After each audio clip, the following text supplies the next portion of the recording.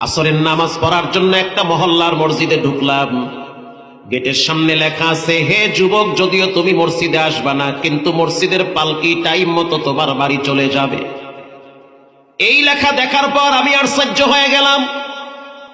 ওখানে উযু বানাইলাম, মসজিদে ঢুকার সময় দেখলাম একজন মুরব্বী লেখার দিকে বারবার তাকায় আছে আর নিঃশ্বাস ছাড়ে।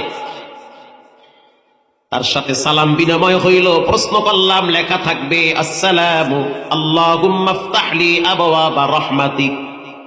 মসজিদে প্রবেশ করার দোয়া না লেখা মরণের দোয়া কেন লেখছেন? মুরব্বী বলতে আছে, হুজুর, এটার পিছনে একটা ইতিহাস আছে। আমাদের এই মহল্লার থেকে কিছু যুবকরা মাইক্রো ভাড়া করে কক্সবাজারে ভ্রমণের জন্য রওনা হয়েছে। আমার ভাতিজা, আমার ভাগিনা, মহল্লার সন্তান, যখন তারা গাড়ি ভাড়া করলো, এই মসজিদের সামনে দিয়া গাড়ি রাইখা তারা যখন গাড়িতে উঠবে, উঠার আগে আমি সবগুলারে বলছি, আগে সালাত আদায় করো।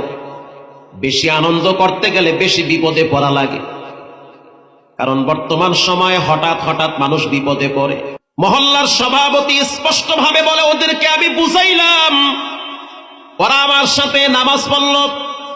নামাজের পরে যখন ওদেরকে বললাম, আনন্দ এনজয় করতে গিয়া রবকে ভুলে যেও না, কারণ তোমরা কিন্তু মাঝে মাঝে আনন্দ করতে গিয়া ব্যালেন্স হারায় ফেলাও, মদ খায়া অনেকে টাল হয়ে থাকে। কিন্তু তারা সেই কথা মানে নাই। শুনলাম পরবর্তীতে মাইক্রোর ভিতরে তারা বক্স বাজায়া বাজায়া নাচতে নাচতে কক্সবাজার রওনা হইছে।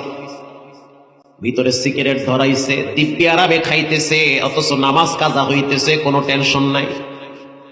ঢাকা ক্রস করার পরে যখন কুমিল্লা রোডে ঢুকলো, ইউটার্ন নিতে গিয়ে একটা হোটেলে খেতে যাবে। হোটেল ডান পাশে, গাড়ি বাম পাশে।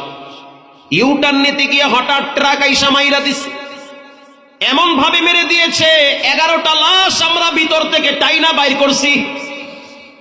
এই মসজিদের সামনে 11টা লাশ আমরা শোয়া রাখছি। সে আমাকে লাঠি দিয়া দিয়া দেখাইতেছে, এখানে একটা, এখানে একটা, এখানে একটা, 11টা লাশ এখানে শোয়া রাখছে।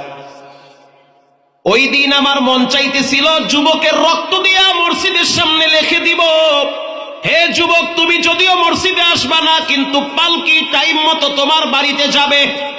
পাবনায়